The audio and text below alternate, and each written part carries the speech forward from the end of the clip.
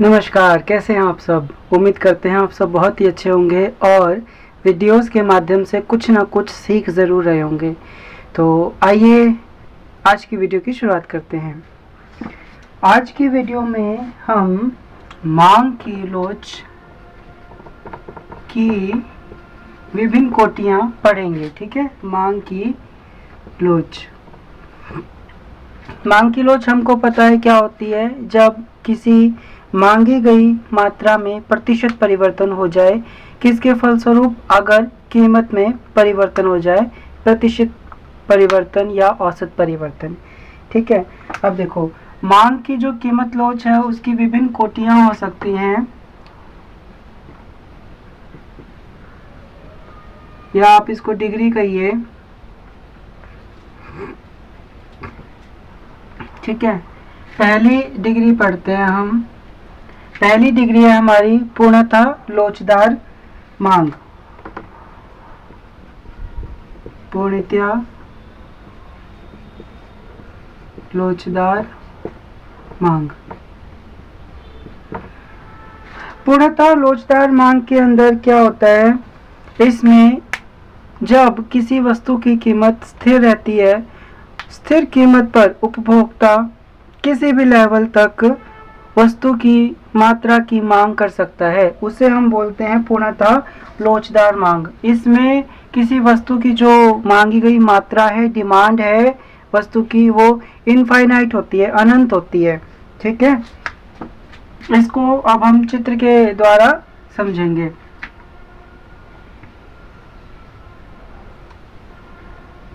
ये अपना x axis, ये हमारा वाई एक्सिस।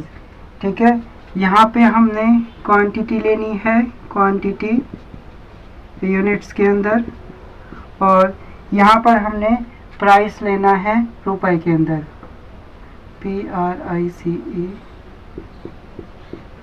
ठीक है, ऐसा मानकर चलते हैं कि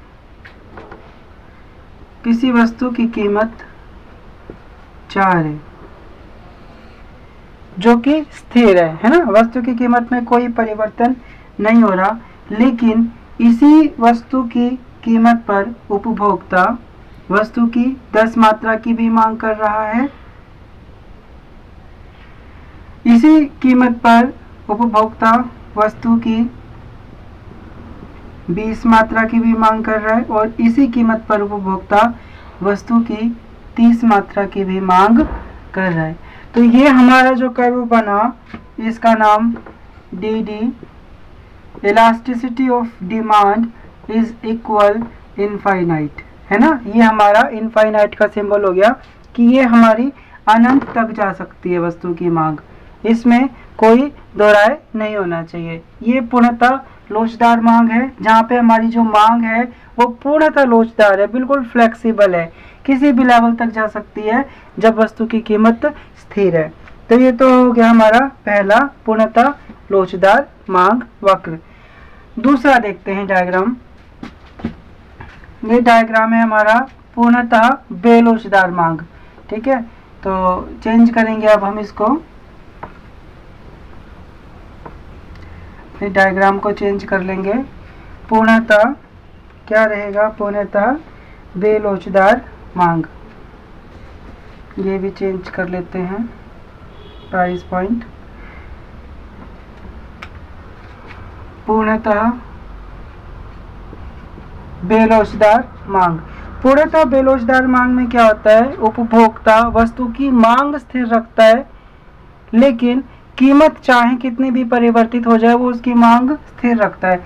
मान लेते हैं वस्तु की मांग है हमारी ये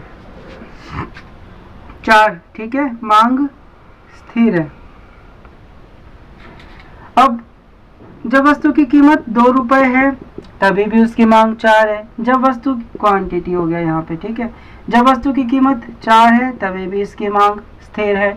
जब वस्तु की कीमत 6 हो गई तभी भी इसकी मांग स्थिर है। तो ये अपना जो कर्व बनेगा, ये DD, ये अपना परफेक्टली इनइलास्टिक है। कौन सा है, परफेक्टली इनइलास्टिक। यानी कि elasticity of demand is equal 0। इसके अंदर डिमांड नहीं बढ़ रही बिल्कुल भी, ठीक है, जबकि पहले में डिमांड इनफाइनाइट थी हमारी। ये हो गया हमारा इलास्टिसिटी ऑफ डिमांड 0, ठीक है। चाहे कीमतें बढ़ती रहे, उपभोक्ता अपनी मांग में कोई परिवर्तन नहीं करता। अगला देखते हैं। अगला है अपना इकाई लोचदार। ये विभिन्न कोटियां हैं, विभिन्न डिग्री है हमारी मांग की, कि इन लेवल पर उपभोक्ता अपनी मांग में परिवर्तन इस प्रकार से कर सकता है। तीसरा है इकाई लोचदार मांग। इकाई लोचदार मांग। अब देखिए इकाई लोचदार मांग में क्या होता है, जैसे ही वस्तु की मांग बढ़ानी है उपभोक्ता को, तो तब बढ़ाएगा जब वस्तु की कीमत घटेगी, है ना। वस्तु की कीमत घटने पर मांग बढ़ जाएगी, लेकिन वस्तु की कीमत बढ़ने पर मांग घट जाएगी। चित्र के माध्यम से इसको समझेंगे।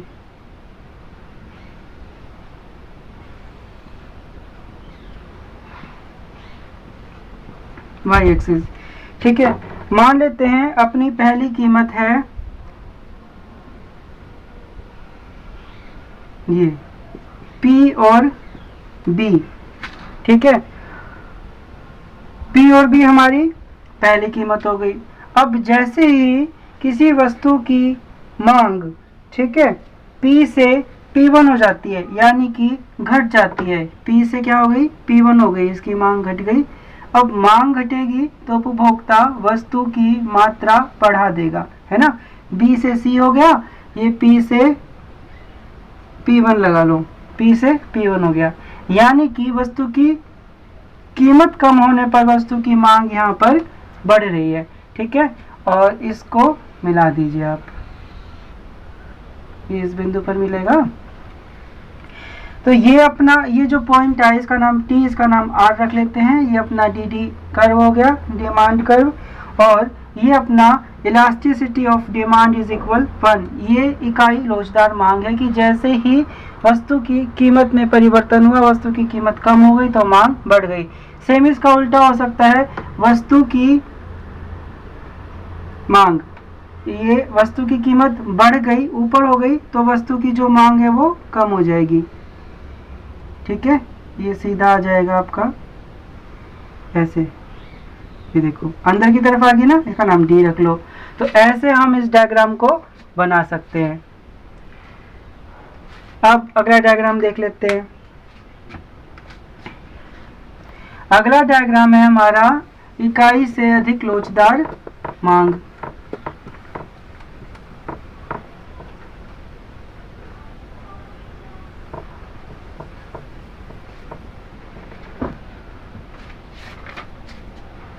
आइए अगला डायग्राम करते हैं। इकाई से अधिक लोचदार मांग। इकाई से अधिक लोचदार मांग क्या होता है, जैसे ही वस्तु की कीमत कम होती है तो वस्तु की जो मांग है वो अधिक बढ़ जाती है ना। चित्र के माध्यम से समझ लेते हैं इसको।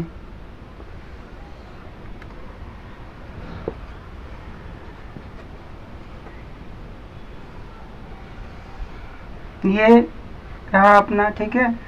जैसे ही वस्तु की कीमत, इसका नाम रख लेते हैं वापस से B, जैसे ही वस्तु की कीमत कम हुई, अब वस्तु की कीमत कम होने पर वस्तु की जो मांग है ना वो डबल बढ़ गई, ऐसा मानते हैं कि डबल बढ़ गई, C हो गई, ठीक है। तो ये जो, अब इसका नाम P1 रख देते हैं। अब ये जो अपना बनेगा, ये इस प्रकार से जब स्केल से हम मिलाएंगे इसको तो ये ऐसे आएगा।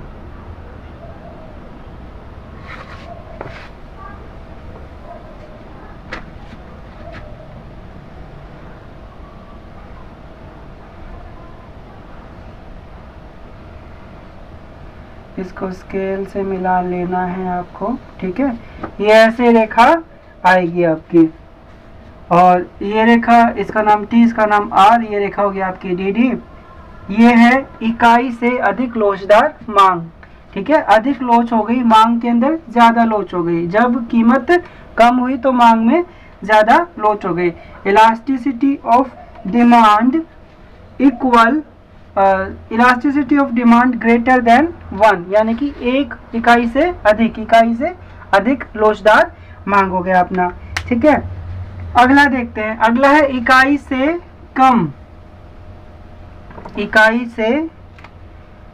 कम लोचदार मांग, ठीक है। इसका डायग्राम बनाकर देखेंगे। बहुत आसान डायग्राम है, सिर्फ हल्का सा हमें यहाँ पे अपना कंसंट्रेशन लगाना पड़ेगा।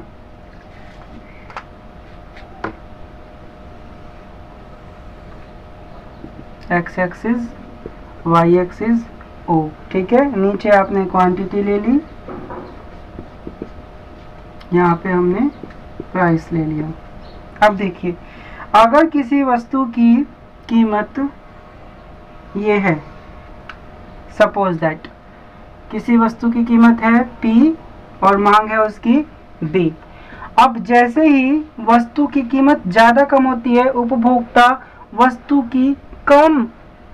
की कीमत में ज़्यादा परिवर्तन हो गया, लेकिन उपभोक्ता अपनी मांग में ज़्यादा परिवर्तन नहीं करे, है ना।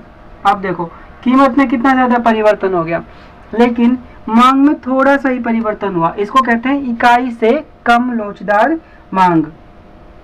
तो ये ऐसी सिंपल खड़ी रेखा बनेगी अपनी डिमांड कर्व की, ठीक है। और इनके नाम वही T और R, elasticity of demand less than 1। तो ये अपने बेसिकली सारे डायग्राम थे, है ना। ये तीसरा नहीं था, ये पांचवा था वैसे। और मांग की जो विभिन्न डिग्रियां थी वो हमने पढ़ ली हैं और सारे डायग्राम बना लिए हैं।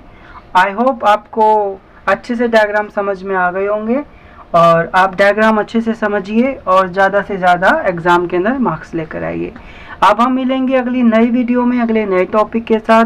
तब तक आप सीखते रहिए, समझते रहिए, और कोई क्वेरी हो तो कमेंट कर दीजिए। आप कमेंट बॉक्स आपके लिए ओपन है।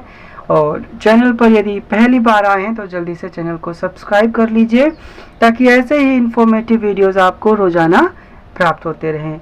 अब मिलेंगे अगली वीडियो में, तब तक अपना ख्याल रखिए। नमस्कार।